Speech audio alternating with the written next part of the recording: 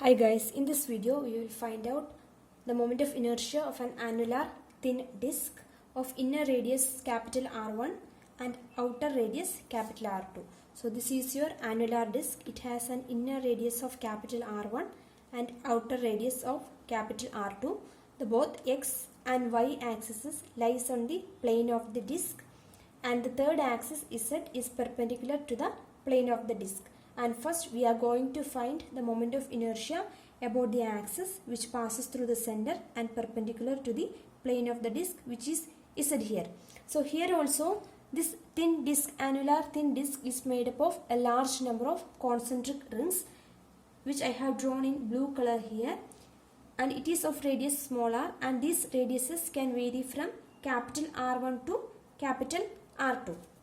So for this disk of mass capital M and inner radius capital R1, outer radius capital R2, we are defining a quantity called the mass density, which we represent as sigma again here, which will be equal to capital M, the total mass of the annular disk, divided by the total area, which will be pi R2 square minus R1 square. Since there is matter only in this region, we are writing the area as pi R2 square minus R1 square. Now we are considering one such ring which is of radius smaller, and for this ring it is having an area of the ring of radius smaller, which will be equal to 2 pi r, the circumference of the ring, into the thickness, this is dr. So the mass of the ring,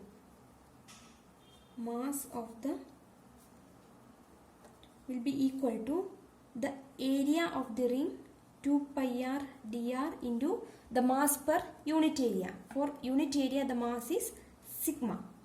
Therefore the moment of inertia of this ring with respect to Z axis, moment of inertia of the ring will be equal to mass of the ring 2 pi r dr into sigma into the square of the distance, and the distance here is smaller, which means the ring is at a distance smaller from Z axis, so r square here. This can be written as 2 pi r cube sigma dr.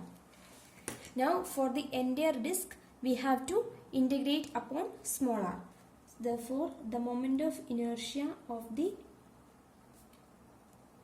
entire disk, I can be written as integral 2 pi r cube sigma dr, and here the small r can vary from capital R1 to capital R2. Therefore integral R1 to R2. This is equal to 2 pi sigma, we are taking it out. Integrating r cube, you will get r power 4 by 4, and applying the integration limits r1 and r2.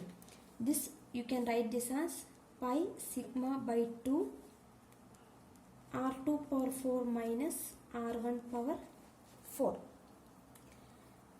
And this term, it is a power 4 minus b power 4, which can be written as a square plus b square into a square minus b square. And substituting for sigma from here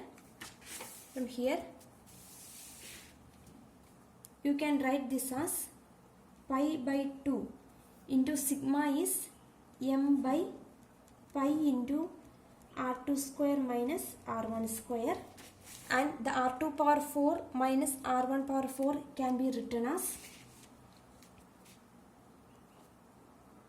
r2 square plus r1 square into r2 square minus r1 square. Cancelling these terms, you will get the moment of inertia of this annular thin disk about Z axis as m r1 square plus r2 square divided by 2.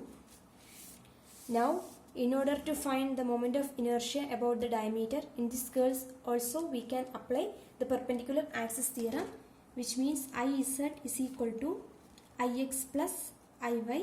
For an uniform annular thin disk, Ix is equal to Iy, which can be written as I diameter.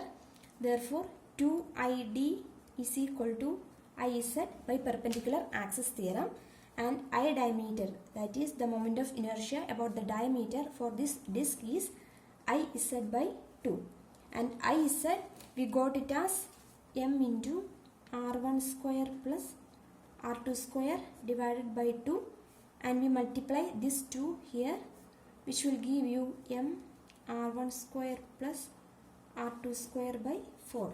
Thus the moment of inertia of an annular thin disk about the diameter is m r1 square plus r2 square by 4, and the moment of inertia about an axis which passes through the center and perpendicular to the plane of the disk is given by m r1 square plus r2 square by 2, where r1 and r2 are the inner and outer radii of the annular thin disk.